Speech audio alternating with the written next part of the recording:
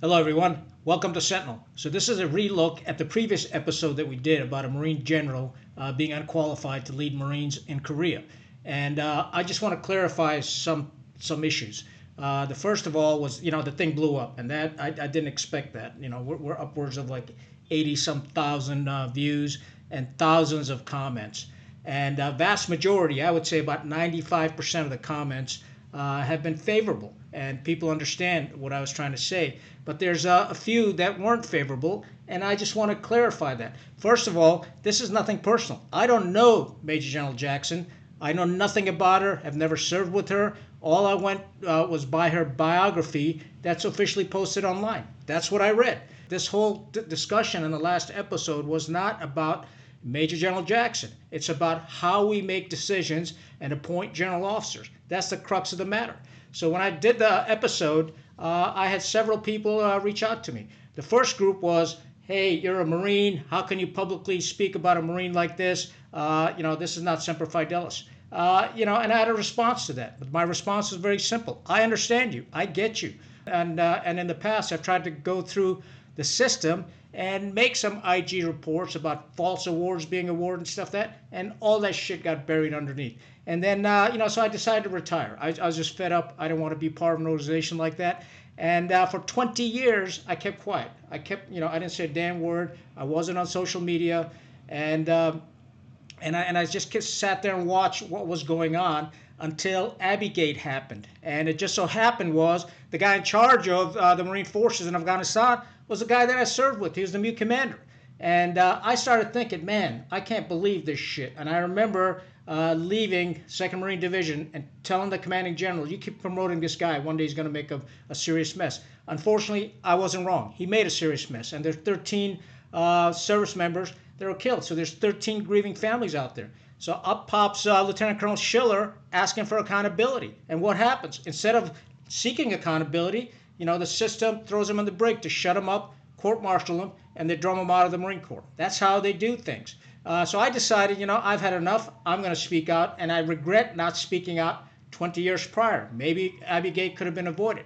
So that's the main reason. So I told this group of people that, yeah, I am speaking out, because it's warranted, and this is nothing personal whatsoever. Don't mistake my passion and criticism for not being loyal to the Marine Corps. I'm very loyal to the Marine Corps. I want the Marine Corps to improve. I want our troops to have better leadership. I want us to do well in combat. That's the reason I speak out, because I give a shit. And I'll tell you something else. When you're making public statements, you can stand by because you're going to receive counterfire. And I'm receiving counterfire, and I have no issue with that. I'm a man. I can take it.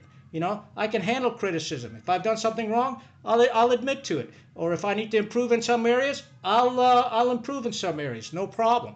But I'm not going to hide behind my rank, or I'm not going to hide behind the title that I'm a Marine. I'm going to speak the truth. And I'm speaking the truth for those that are not allowed to speak the truth. They're kept quiet because of rank, because of the UCMJ, or what have you. Please, so don't mistake my passion for not being loyal to the Marine Corps. I'm probably more loyal than any other Marine to the Marine Corps because I give a shit. And I'm doing it on my own dime, on my own time. And I'm opening myself up to criticism. And that's why many officers don't speak out, and I'm speaking out.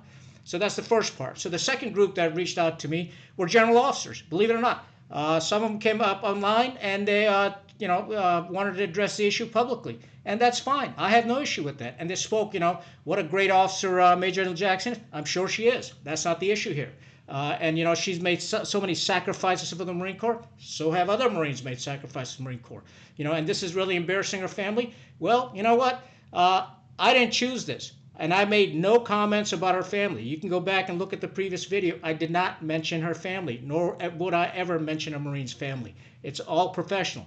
And what about the family of Lieutenant Colonel Schiller when he was thrown in the brig? How come these generals didn't speak out then about him? What about the families of the 13 service members that were killed in Afghanistan? Not a single general spoke out about that. So why are they speaking out when the general officer's involved and they try to, close ranks? That's horseshit. The general brought up the fact that I used her picture on the thumbnail. And, that's her official picture. It's splattered all over the internet. And yes, I did use her picture on the thumbnail. And it's not by any means meant to embarrass her, but that's how you do YouTube videos. You have to have a thumbnail and you have to identify the person that you're going to talk about or the subject that you're going to talk about. I've used my own picture on thumbnails, videos pertaining to myself. So this is nothing to slight anybody. That's just how YouTube is. She was a topic, and she happened to be the person that was slated to be Commander Marine Forces Korea.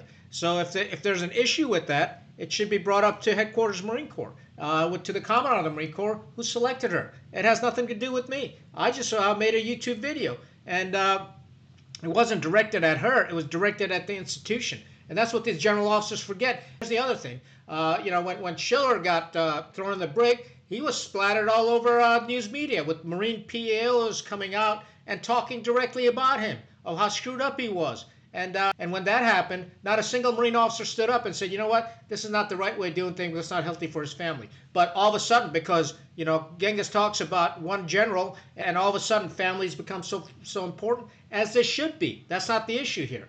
The point being is there's one system of accountability. There's one system of treatment for all Marines and all service members. We can't say, hey, this person's a general and this person needs to be treated differently than our normal troops. And that's a fundamental problem in the military, is because we're doing that. And generals are not meant to be treated like royalty, like princes. They're meant to be treated people with respect and with reverence, because they earn that respect and reverence. And just because you're a general officer doesn't mean that you're above scrutiny or criticism by any means. And maybe that's the fundamental problem, because we've sort of stayed away from criticizing our generals and scrutinizing their actions. And unfortunately, or fortunately, because of social media, it's a wide open game now. Idiots like myself have a platform to be able to speak out. And I'm not using this platform for personal gain. I'll guarantee you that. I'm using it to make the institution better, to make the Marine Corps better, and to make our nation better, so we prosper for the next 250 years.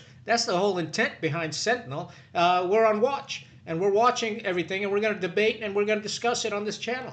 That's why we're here. As far as I'm concerned, the previous episode is not about her. It's about the system. It's about the institution and how we assign unqualified generals to positions of authority.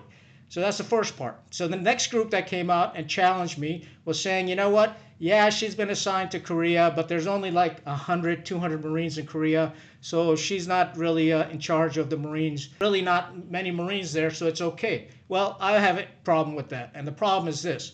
There's two issues here. First of all, then don't call her a commander. Call the position coordinator, U.S. Marine Forces Korea.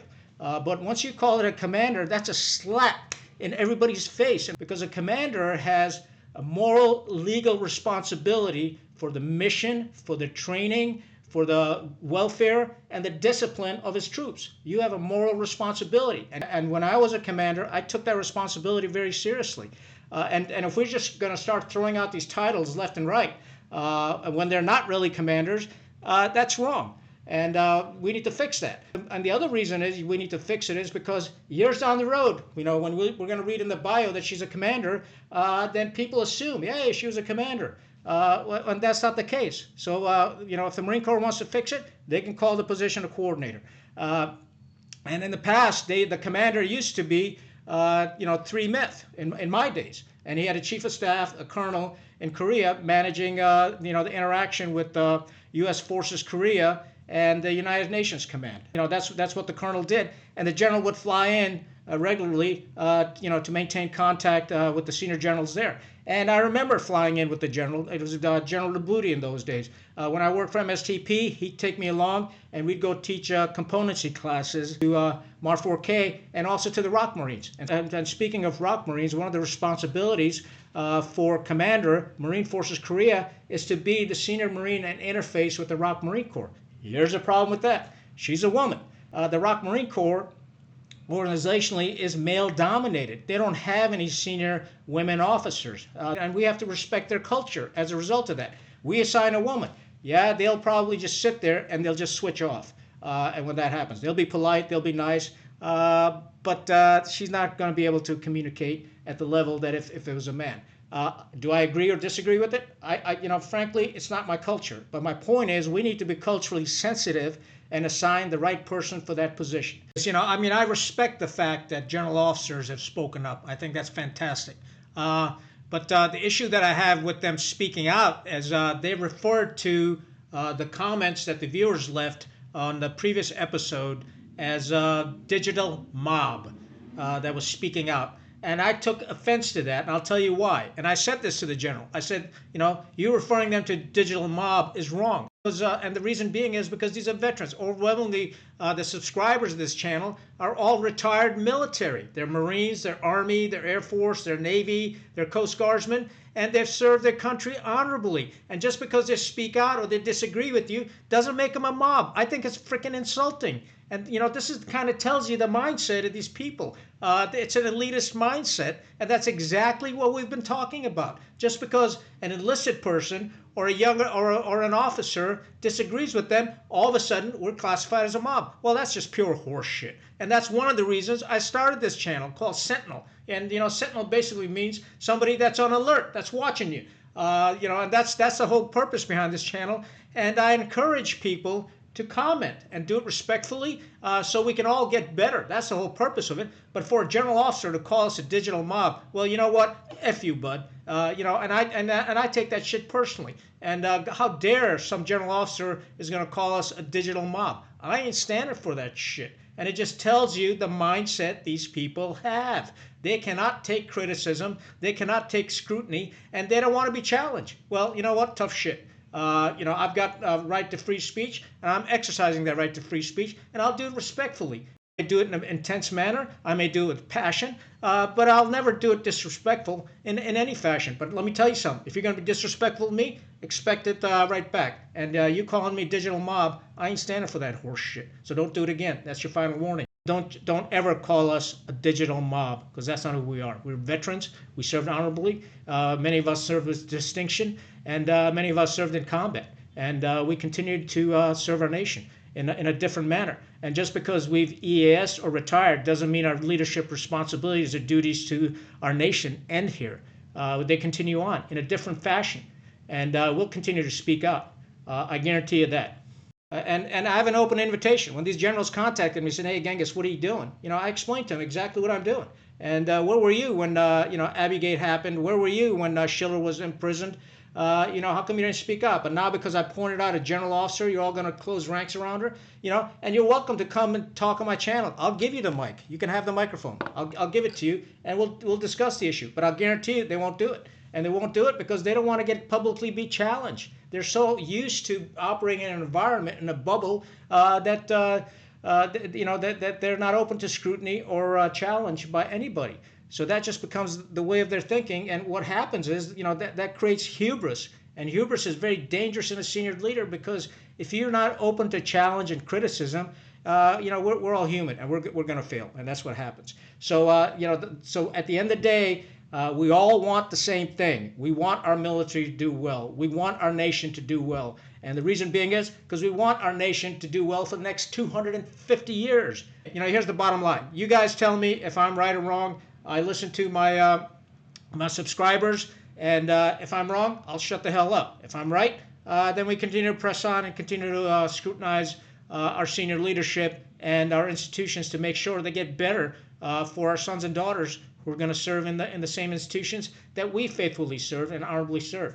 Again, I reiterate, previous episode had nothing to do with Major General Jackson whatsoever. All it had to do was our professional qualifications and our assignment. I don't know the lady. I'm sure she's a great American.